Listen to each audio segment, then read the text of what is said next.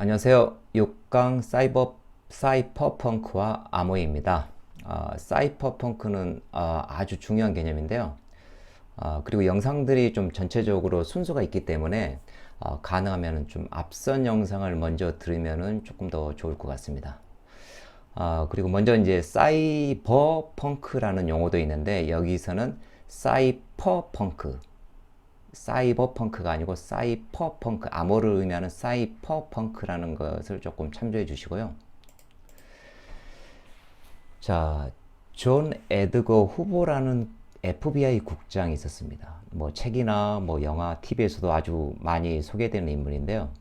자, 이 친구는 29, 29세에 FBI 국장이 돼서 1972년 사망할 때까지 48년간 국장을 역임했고 그동안 총 8명의 대통령이 바뀌었습니다.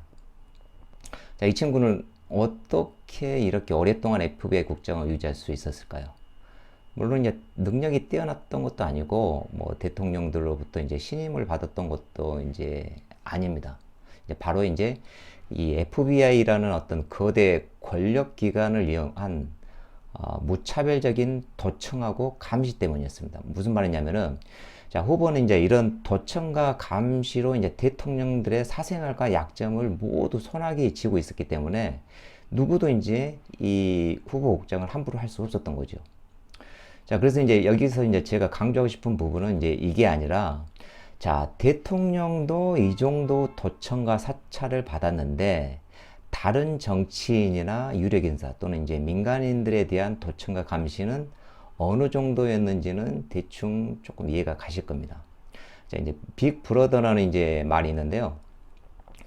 사람들을 조금 부당하게 감시하고 개인정보를 독점해서 이제 그 감시와 통제하려는 어떤 권력 기관 또는 이제 그런 행위를 이제 빅 브러더라 그러는데 자, 빅 브러더를 이제 구현하기 위한 방법을 이제 제가 뭐 개인적으로 조금 세대 기준으로 한다 그러면 1세대가 도청하고 이제 감시지 않을까 저는 그렇게 생각을 하고 있고요.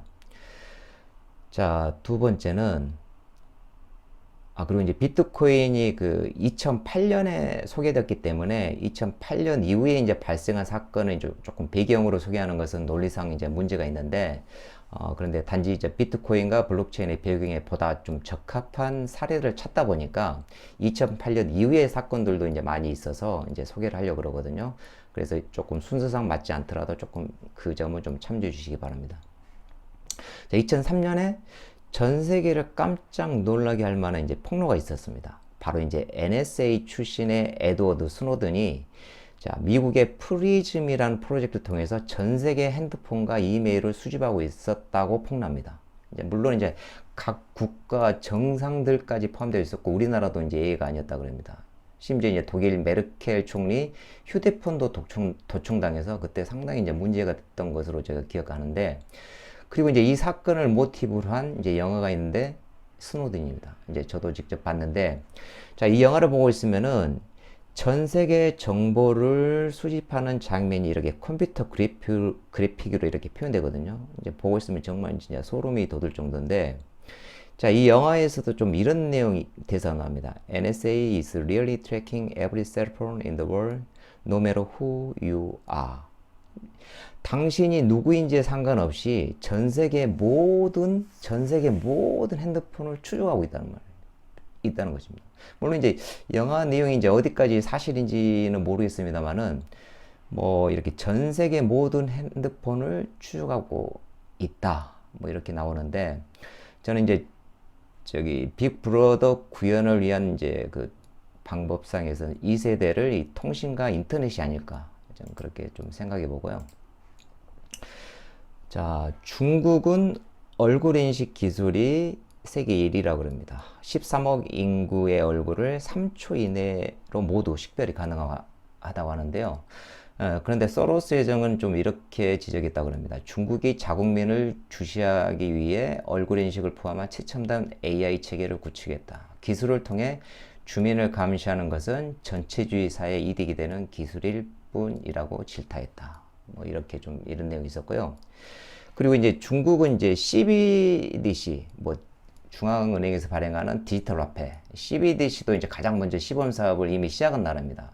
뭐 기존 종이 지폐를 이제 디지털 형태로 제작하면 이제 다양한 장점이 있는데, 그런데 좀 이런 부작용도 조금 지적하는 내용들이 있는데, 자, 중앙은행 발행 디지털 화폐는 모든 거래의 내용을 전산 기록으로 남긴다. 이를 악용하면 정부나 금융통화당국이 민간의 모든 경제 활동을 실시간으로 사찰 통제할 수 있다. 좀 이렇게 좀 뭐 CBDC의 어떤 그 좀 부작용, 역기능 정도로 볼 수 있겠는데, 자, 그리고 저는 이제 이 빅브로더 구현을 위한 이제 제 3세대 방법으로서 좀 인공지능이 아닐까, 저는 그렇게 생각을 하고요. 자, 그러면 정리를 하면은 거대 권력 기관들은 이런 좀 무차별적인 정보 수집과 이런 정보들을 철저하게 이제 독점적으로 운영하면서 이제 통제하려고 할 것이고, 이제 반대로 이제 개인들은 어떻겠습니까? 개인들은 이런 프라이버시 침해 문제가 발생할 수 있다는 거죠. 프라이버시 침해 문제. 자, 다음으로는, 자, 베트남 전쟁이 이제 이렇게 장기화됩니다.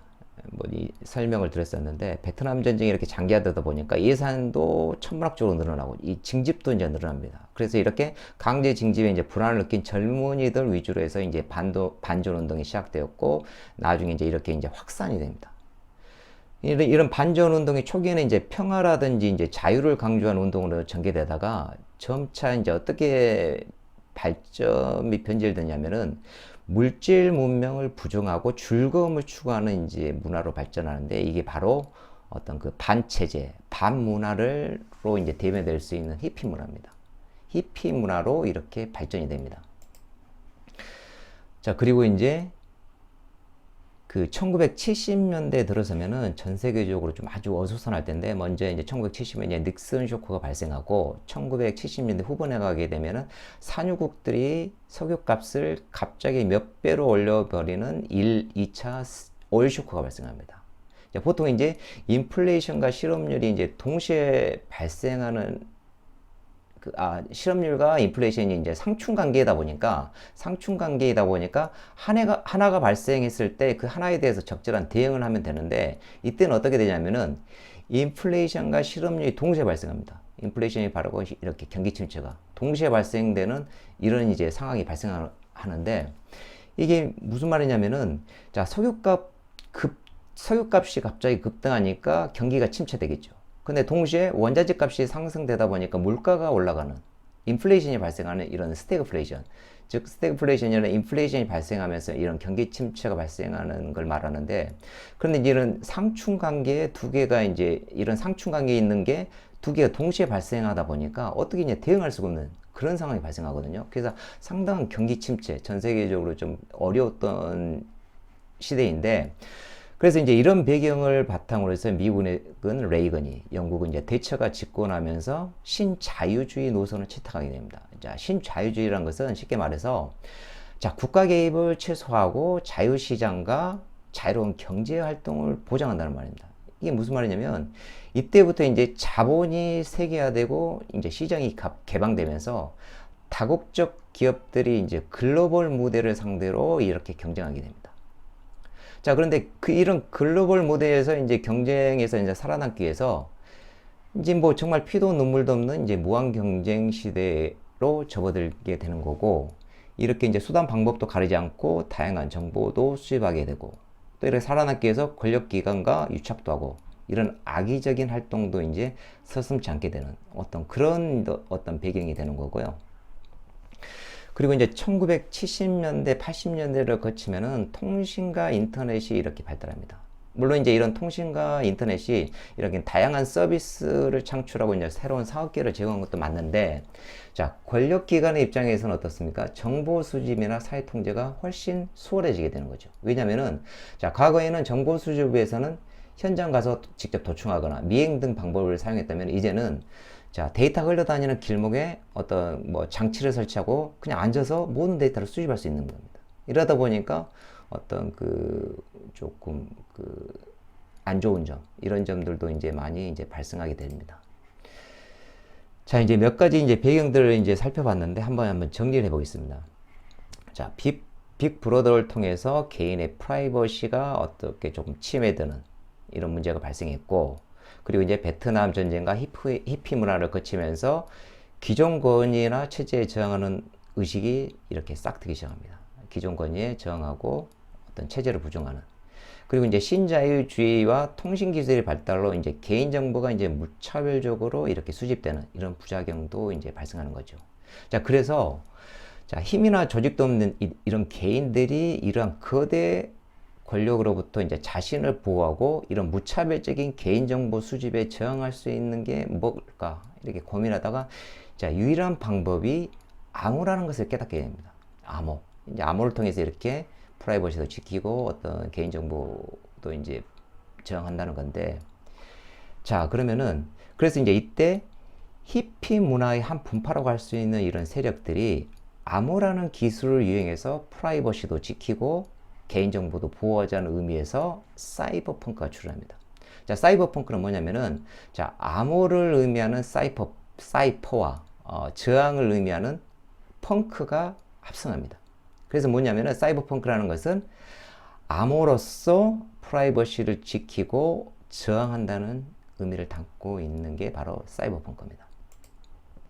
자, 어산지와 이제 그 동료들이 이제 저술한 그 사이버펑크라는 책이 있는데 저도 이제 사서 한번 읽어봤는데 자, 사이버펑크 이 책에 보면 이제 그 첫 장을 보면 이렇게 나와 있습니다. 사이버펑크란 무엇인가? 사이버펑크는 사회적, 정치적 변화를 달성하기 위한 수단으로 암호 기술 및 이와 유사한 방법을 활용하는 사람을 말한다. 1970년대 초에 모습을 드러낸 사이버펑크 운동은 암호 전쟁이 벌어졌던 1990년대와 이후 인터넷의 붐이 맞이했던 1911년에 가장 활발하게 전개되었다. 암호의 저항을 상징하는 펑크를 붙여서 만든 합성어인 사이버펑크는 2006년 옥스퍼드 영어 사전에 등재되었다. 이렇게 나와 있습니다. 자, 그리고 1993년 이제 에릭 휴즈가 그 사이버펑크 선언, 매니페스토 사이버펑크를 선언하는데 자, 사이버펑크 선언을 조금 그 선언 내용 중 일부를 조금 살펴보면은 자, 프라이버시는 전자시대에서 열린 사회를 위해서 필수적이다. 자, 프라이버시를 보호하려면 암호 기술이 필요하다. 자, 프라이버시 보호를 원한다면 우리 스스로 지켜야 한다. 사이버펑크는 코드를 개발한다. 즉, 사이버펑크 이제 선언에 좀 이런 내용들이 나와 있고요. 자, 사이버펑크 활동은 이제 좀 크게 이제 두 가지로 이제 나뉩니다. 먼저 이제 그 거대 기득권에 대해서는 폭로를 통해서 투명성을 이제 확보하려는 이런 노력이 이런 활동이 있었고요. 그래서 이제 스노든은 이제 NSA 내부 정보를 폭로했고 이제 그 어산지는 이제 그 위키리키스를 설립해서 어떤 거대 권력기관들의 정보들을 이제 이렇게 무차별적으로 폭로하는 그런 활동을 이어가고 그 다른 이제 활동은 이제 정부나 이제 거대 기업들에 대응하기 위해서 암호 기술을 통해서 이제 프라이버시를 보호하려는 겁니다. 이들은 이제 공통적인 이제 오래전부터 이제 암호 기술을 연구하면서 좀 익명성도 보장하고 이제 주관 기관을 배제해서 이제 암호화폐 쪽에 좀 관심을 가졌던 사람들입니다. 이렇게 이제 두 가지 형태로 이제 되는데, 자, 사이버펑크 뭐 개념 선언 활동들을 살펴봤는데 여기서 이제 두 가지 키워드를 도출할 수 있는데 이제 바로 이제 프라이버시와 이제 투명성일 겁니다. 자, 그런데 자, 프라이버시는 이제 뭔가 좀 숨긴다는 좀 그런 뉘앙스를 가지고 있고 이제 투명성 이제 모든 것을 개방한다는 좀 그런 게 있어서 조금 약간 상충되는 좀 그런 느낌인데요. 그런데 이제 프라이버시와 이제 투명성이 대상이 각각 서로 다르다는 겁니다. 뭐냐면은 자, 힘없는 약자에게는 프라이버시를, 정보를 독점하고 악용하는 강자에게는 투명성을. 자, 이게 이제 사이버펑크의 이제 모토라는 거죠. 약자에게 프라이버시를, 강자에게 투명성을. 자, 정리를 해보겠습니다. 자, 프라이버시를 지키기 위해서는 어떻게 해야 할까요? 자, 전자시대에서 프라이버시가 필수라 그랬죠. 프라이버시를 원한다면 우리 스스로 지켜야 되고, 프라이버시를 보호하려면 암호 기술을 통해서 해야 되고, 그래서 사이버펑크는 코드를 작성한다. 즉, 프라이버시를 위해서는 암호가 필요하다는 거고, 자, 투명성. 자, 관점에서 보면은, 자, 빅브로더 문제가 됐고, 자, 수단 방법을 가리지 않고 다양한 정보를 수집했고, 권력기관과 어떤 그 유착 및 악의적인 활동을 서슴지 않았고, 정보를 독점하고 폐쇄적으로 운영했다. 자, 그러면 이런 투명성을 이제 확보하기 위해서는 바로 탈중앙화 분산 구조가 필요하다는 것을 이제 알 수 있을 겁니다. 자, 그러면 이제 마지막으로 이제 자, 사이버펑크와 이제 비트코인과 이제 연계해서 한번 좀 정리해 보겠는데, 자, 사이버펑크들은 뭐라 했죠? 약자에게 프라이버시를, 강자에게 투명성을 유지했습니다. 자, 프라이버시를 지키기 위해서는 이제 암호 기술이 필요하다고 했고, 자, 투명성 훼손은 이제 거대 권력의 중앙화 독점에서 기인하고 있기 때문에 이 투명성을 이제 보호하기 위해서는 어떻게 해야 된다? 탈중앙화와 분산 구조가 필요한 겁니다. 그래서 사이버펑크들의 이제 목표이자 지향점을 조금 키워드로 정리하면 바로 암호 탈중앙화 분산이라고 조금 정리할 수 있을 것 같고요. 자, 그러면은 자, 이런 사이버펑크들이 본인들의 어떤 사상과 가치를 화폐 시스템에 적용한 것이 바로 비트코인이지 않나. 저는 이제 그렇게 추론해 보는데요. 자, 사토시 나카모토는 이제 백서라든지 기록에서 이제 오늘 화폐 시스템의 가장 큰 문제로 화폐의 무분별한 발행이라고 이제 꼬집어 습니다. 그래서 이제 이를 차단하기 위해서 이런 근본이제 기반의 화폐 발행 시스템을 설계하려고 했는데, 자, 그런데 앞서 살펴봤던 것처럼 아무리 근본이제라 하더라도 이제 불투명한 중앙집중 방식에서는 이런 근본이제 의미가 없기 때문에 자, 이를 탈중앙화 시키고 분산 장부를 통해서 이제 투명성을 높이자고 했던 것이고, 자, 그러면 이것을 어떻게 구현할 것인가?